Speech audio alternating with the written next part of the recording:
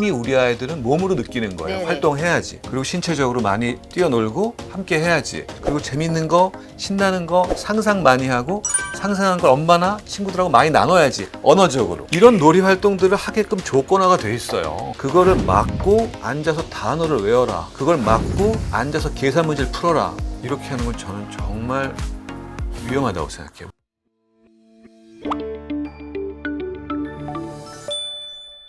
안녕하세요. 교육 고민을 대신 물어봐주는 교육대기자TV, 저는 대기자 방종임입니다. 오늘은 유아에서 아동으로 새로운 문을 여는 시기에 아이들을 대상으로 방향성을 제시해드리는 시간 마련해 보도록 하겠습니다. 안녕하세요. 예. 오랜만에 뵙습니다. 서울대학교 병원 소아청소년 정신과 김국년입니다. 반갑습니다. 거의 2년 만에 뵙는 것 같아요. 그런 것 같으네요, 벌써 시간이. 그 사이에 유퀴즈에 나오셨더라고요. 제가 그때 영상 보고 연락 드렸었는데 그때 답장을 대기자TV가 시작점이 됐다. 맞습니다. 이런 말씀 네. 해주셔서 너무너무 감사했습니다. 네, 많은 분들과 알게 된 과정, 여러 가지 다 대기자TV를 통해서 시작된 거라고 저는 생각하고 있습니다. 너무 고맙습니다. 지난번에는 10대 사춘기 자녀를 둔 분들을 위한 메시지를 들려주셨다면 이번에는 4에서 7세, 만 4에서 7세 자녀를 둔 분들을 위한 메시지를 담은 책을 출간하신 걸로 알고 있는데요. 4에서 7세에 주목하신 계기 부탁드릴게요. 네, 10대가 사실은 가장 힘든 시기. 그 이유는 새로운 과제가 많고 새로운 적응을 위한 이 신경 발달 변화나 또는 정서적 변화가 많은 시기라고 말씀을 드렸잖아요. 4, 7세는 그거의 예비적 시기다. 왜냐하면 이 새로운 학교라고 하는 거대한 이제 그런 적응 과제를 준비해야 되는 시기이고, 마치 10대가 성인기를 준비하는 것처럼. 그리고 모든 발달에 있어서 핵심이 되는 조절 능력 발달.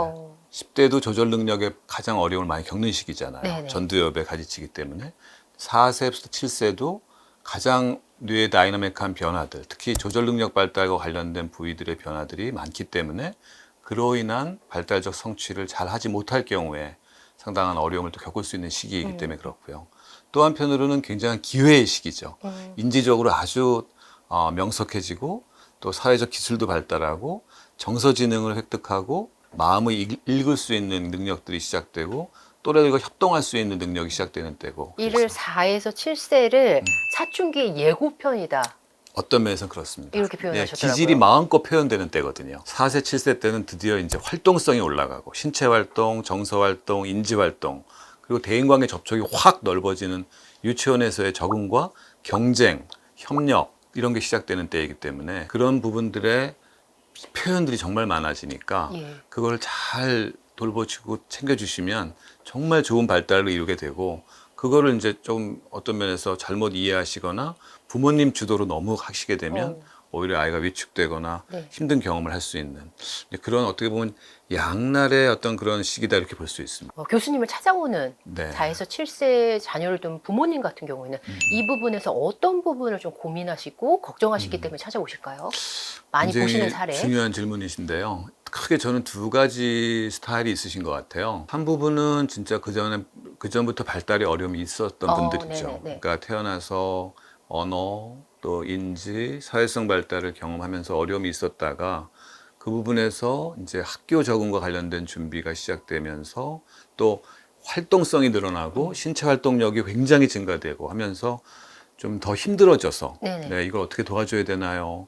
또 이런 상황인데 학교 준비를 어떻게 해야 되나요? 라고 하는 그런 고민들로 오시는 분들이 한 반 정도 되시는 것 같아요. 그리고 또 나머지 반은 그런 문제가 아니라 건강한데 아이는 너무 기질적인 특성에 맞게 잘 크고 있는데 이런데도 걱정을 하시는.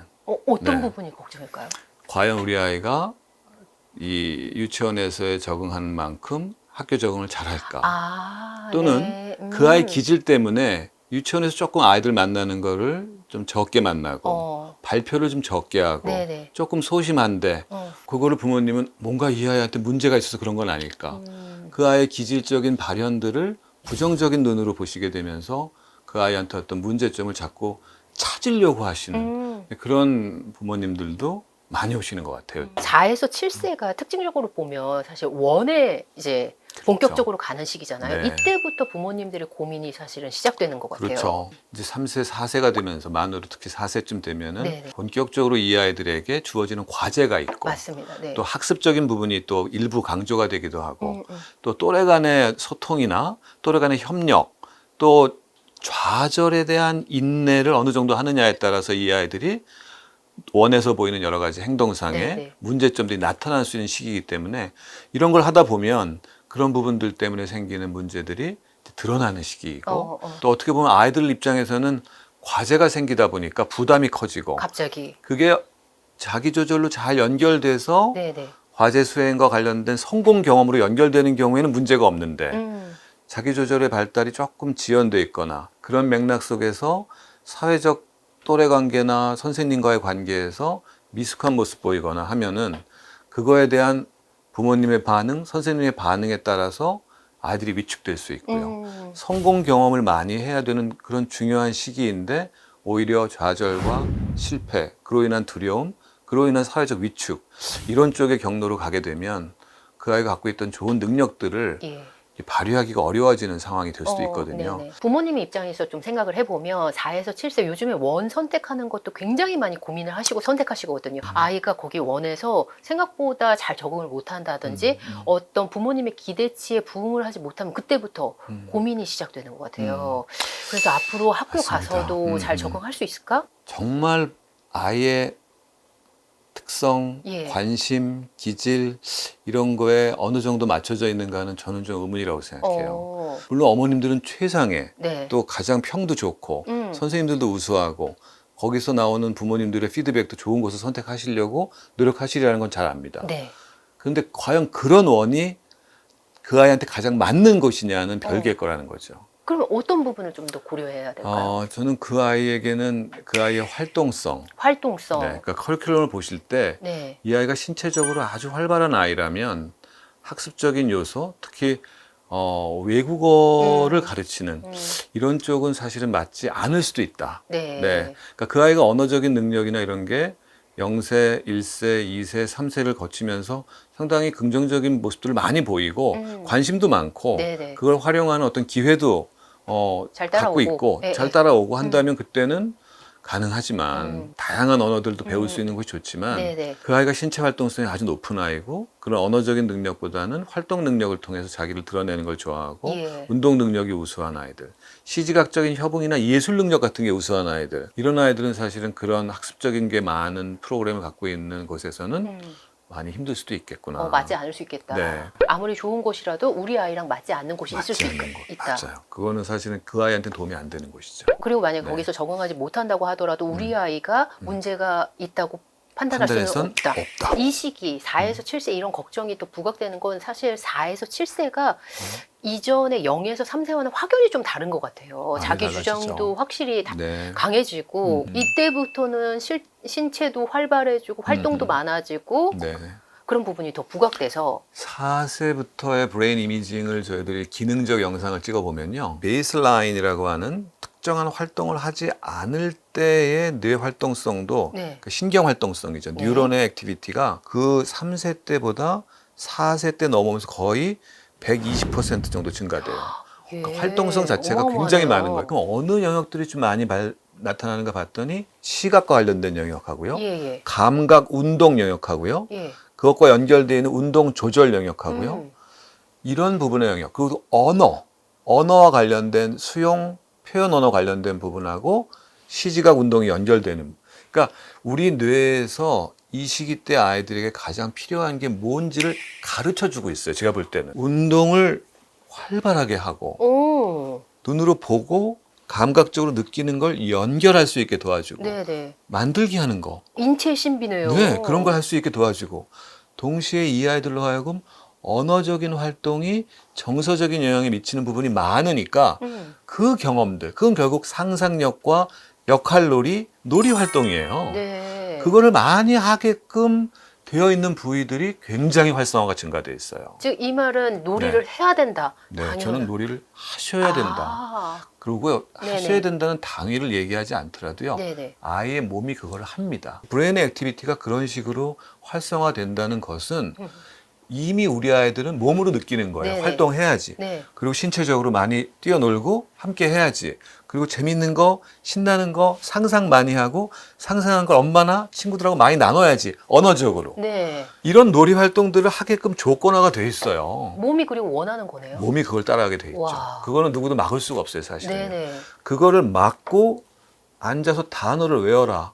그걸 막고 앉아서 계산 문제를 풀어라. 이렇게 하는 건 저는 정말 위험하다고 생각해요. 물론 몸과 뇌가. 와. 그걸 네네. 따라가는 친구들도 있어요. 그런 활동성이 증가되면서 인지적인 능력도 같이 좋아지기 때문에 그 밸런스에 따라서 어떤 아이들은 활동성을 좀 더 높일 아이가 필요하고 어떤 아이는 인지적인 활동을 좀 많이 늘려도 괜찮은 아이가 있어요. 네네. 근데 그거는 아이로부터 나오는 여러 가지 아이의 활동, 아이의 그런 표현들을 부모들이 보면서 수용을 해주는 입장이셔야지 부모가 그 아이를 지정해주면 안 된다는 거예요. 아까 얘기한 성공 경험을 진짜 자기의 발달과 맞는 활동들을 할 때 성공 경험이 주어지는 거거든요. 성공 경험을 절대로 만들어줄 수 없어요, 엄마 아빠들이요. 그 아이가 하면서 느끼는 거예요. 네. 와, 잘 된다. 했더니 또 칭찬까지 받았어. 예. 멋진 그림이라고 생각하는데 칭찬도 받았어. 너무 좋아.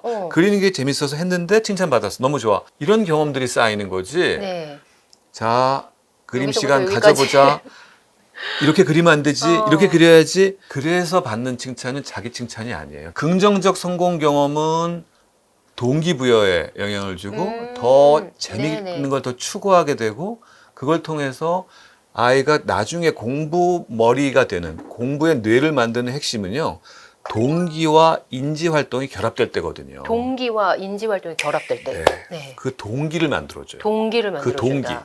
내가 스스로 하는 이 활동들이 재미가 있는 것뿐만 아니라 네네. 이런 긍정적인 피드백도 받네. 동기가 되죠. 그 두 개가 만나는 게 성공 경험이잖아요. 네. 그게 동기를 만들어주는 거예요. 아, 그렇게 만들어진 동기는 누구도 뺏어갈 수가 없어요. 그 동기는 4에서 7세 때 굉장히 많이 싸울 수 있고. 그게 쌓여죠. 그건 그래서 결국 네네. 언제까지 가느냐?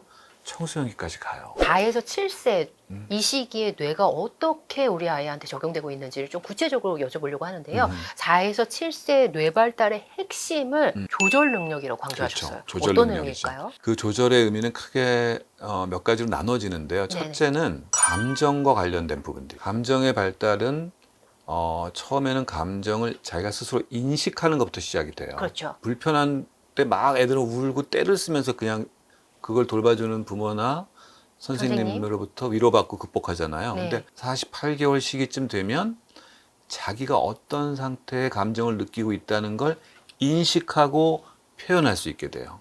근데 그 감정의 인식과 표현이 조절의 첫 단계예요. 그게 잘 되는 아이들은 화가 났는데 어떡하지 하면서 그 화났다는 걸 말로 표현하고 거기서 나오는 반응들을 경험하면서 화났을 땐 내가 막 이렇게 폭발적으로 할 게 아니라 숨을 좀 천천히 쉬고 네. 혼자서 좀 가만히 있고 이렇게 하는 게 더 낫구나. 주변과의 관계를 통해서 보니까 이런 걸 통해서 조절을 배워나가는. 두 번째는 행동과 충동이에요. 행동과 충동. 네, 결국 중요한 게 그거잖아요. 너무 중요하죠. 근데 이 시기부터는 하고 싶지 않은 걸 해야 돼요. 그리고 단체 생활도 해야 네, 되고. 그게 바로 단체 생활 핵심이 뭡니까? 하기 싫은데 해야 돼. 하고 싶은데 참아야 돼. 네. 그 두 개거든요. 네. 그거 배우는 게 이때예요. 이때예요. 이걸 그때 잘 배운 아이들은 칭찬받는 아이 같아요. 선생님, 너 잘했어. 예. 어떻게 이렇게 잘 앉아 있었어? 앉아 있기 싫죠. 얘도 벌떡 일어나서 뛰고 싶었는데 네. 아니야. 지금 그럴 때가 아닌 것 같아. 참자. 하고 싶지 않은데 한 거예요. 그리고 엄마가 케이크를 갖고 왔어요. 네네. 근데 내 생일은 아니야. 동생 생일이야. 제일 좋아하는 딸기 케이크야. 손이 확 갔다가도 아니야. 이 욕구를 지금 달성하면 동생한테 나쁜 형이 되고 엄마한테는 야, 너 동생 생일인데 지금 뭐 하는 짓이야? 이렇게 되니까 안 돼. 네. 라고 하는 경험들이 떠올라지면서 이걸 참는 거. 참을 수 있는. 참을 수 있는 거. 그게 조절이거든요. 네네. 그게 충동, 행동 조절. 행동 조절. 그거 두 가지.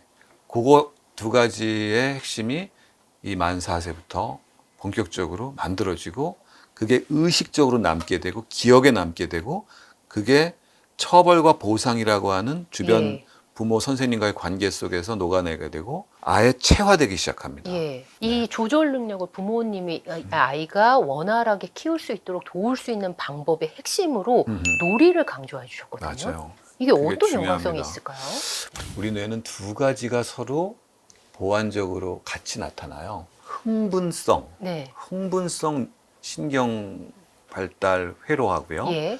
억제성 신경 발달 회로 두 가지가 우리 뇌의 가장 큰 두 개의 축이에요. 주축으로. 그런데 흥분하는 뇌만 발달하는 것도 좋지 않고 네네. 억제하는 뇌만 발달하는 것도 좋지 않아요. 네. 결국 두 가지가 서로 발달하면서 보완적이 돼야 되거든요. 서로 자극을 주나요? 맞아요. 서로 자극도 주죠. 네네. 근데 일반적으로는 흥분성이 먼저 발달해요. 그래서 활동성이 먼저 나타나는 거예요. 남자아이들, 여자아이들 모두 다. 예. 4세가 될 때 아까 신경 발달의 활성도가 그 이전보다 120% 올라간다고 늘어난다고. 그랬잖아요. 네네. 그 많은 부분이 흥분성이에요. 네. 그래서 이 아이들이 활동을 하도록 디자인되어 있는 거예요. 그때는. 네네. 그 시기에 활동을 많이 하면 흥분성 뇌만 발달하는 게 아니라 억제성도 같이 발달하면서 보완을 해주거든요. 결국 이게 이렇게 따라와줘요. 그래서 예. 아주 흥미로운 이 예. 실험들이 있는데 일본의 어떤 어린이집 유치원에서는 우리나라도 그런 데가 있다고 들었어요. 일단 아이가 등교하면 네. 4살 정도 되는 아이가 등교하면 선생님하고 같이 엄청 노는 거예요. 뛰고 잡고 구르고 이런 활동들 30분 동안 딱 해요. 예.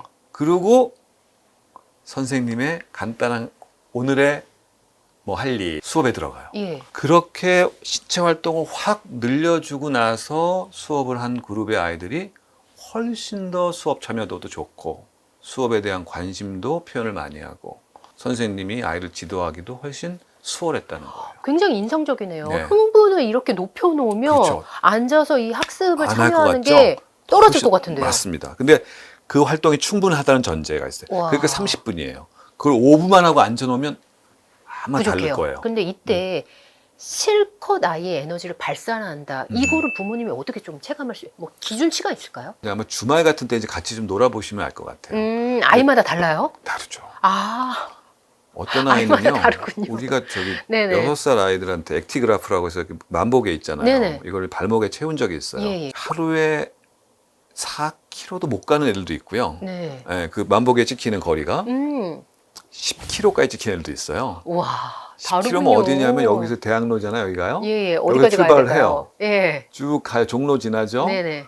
그다음에 저기 한 광화문까지 가야 될까요? 장충체육관 지나서 음, 자 광화문 더 가요. 더 가요? 2호터널 지나 노선에 따라 다른데 2호터널 지나야 돼. 네. 2호터널 지나면 녹사평 나오고 용산 나오잖아요. 용산 돌아서 반포대교 건너서 거기까지 가요? 새빛 둥둥섬 있는 데까지예요. 아이가 활동성 높은 아이를 둔 부모님 입장에서 같이 놀아주기 너무 힘드시겠는데요. 맞아요. 그래서 저희가 이제 예. 아들 2분 두신 어머님은 예. 아 정말 대단하십니다. 스승 접니다. 인사하자. 아유 대단하십니다. 더 에너지가 더 충만한 아이였는데 음. 실컷 놀아주지 못했을 경우 맞아요. 이게 누적되면 아이한테 어떤 일이 일어나나요? 아 근데 사실은 이제 그게 예. 또 어머니들은 또 걱정하시잖아요. 난 이 사실 정도까지 바빠서 못 놀아줘야 넣어주는데 되는데. 이렇게 걱정하시는데 아이가 적응을 하긴 합니다. 주고받는 환경과의 적응이라는 게 우리 뇌 발달의 핵심이거든요. 우리 뇌는 굉장히 고도의 적응 능력을 갖고 있어요. 활동성이 충족 못 됐다는 건 참았다는 뜻이에요. 일단 이 아이가 참고 지나갔다는 뜻이니까 그거를 부모님이 수용해주고 그걸 보상적으로 인정해주면서 거기에 긍정적인 피드백을 주면 그 긍정적인 피드백에 힘을 입어서 아이들이 그걸 더 잘 참아내면서 적응이 더 빨라질 수 있어요. 근데 이제 그런 경험조차도 안 없을 됐다면 경우. 예. 이제 걔가 혼자 참는 상황이 되니까 예. 그게 이제 짜증이나 약간의 이제 그런 분노로 표현될 수 있거든요. 적응은 하지만 되도록이면 어느 정도 아이가 에너지를 발산할 수 있도록 그렇죠. 도와주는 게 좋을 네, 것 같다라는 맞아요. 말씀이시죠. 네, 맞습니다. 만약에 이게 수치적으로 딱 어떤 기준치는 없더라도 그래도 이 4에서 7세 정도에 어느 정도는 그래도 아이랑 함께 놀아주거나 아이가 에너지를 발산하는데 도움을 주면 좋겠다. 부모가. 그거를 미국의 국립정신건강원에서 나온 네네. 그러니까 차트가 있는데요. 네네. 저도 그걸 좀 참고로 해서 이제 그 당시에 연구할 때 활용을 했었는데 만 4세, 5세, 6세까지 예. 평균을 냈을 때 네네. 1시간에서 2시간 정도의 야외 활동을 포함한 신체 활동. 하루에. 네, 그게 그 아이한테 어떻게 보면 미니멀 리ኳ어먼트처럼 돼 있더라고요. 네. 흥미로운 건 그런 제안을 하면서 거기서 강조하고 있는 건 네. 특별한 시간을 만들어서 체육 활동을 시키는 것도 뭐 필요하지만 집에서 하는 일상 활동에 아이를 참여시키라고 되어 있어요.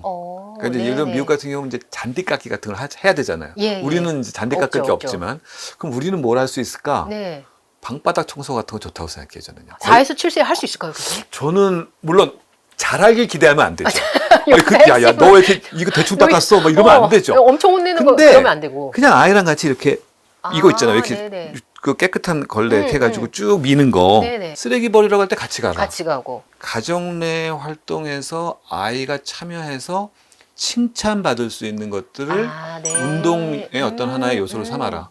굉장히 좋은 굉장히 아이디어더라고요. 네네. 네. 부모님이 늦게 끝나고 네. 집에 들어왔는데 네네. 얘를 위해서 또 1시간 밖에 나가라 뭐 쉽지 이렇게 않죠. 하면 너무 네네. 현실성이 맞습니다. 부족할 수도 있기 그건 때문에 주말에 하시고 주말에 하고 주중에는 아이랑 같이 하는 뭔가 가정 내 액티비티를 네. 뭐 가정 내 외적으로 활용하시라.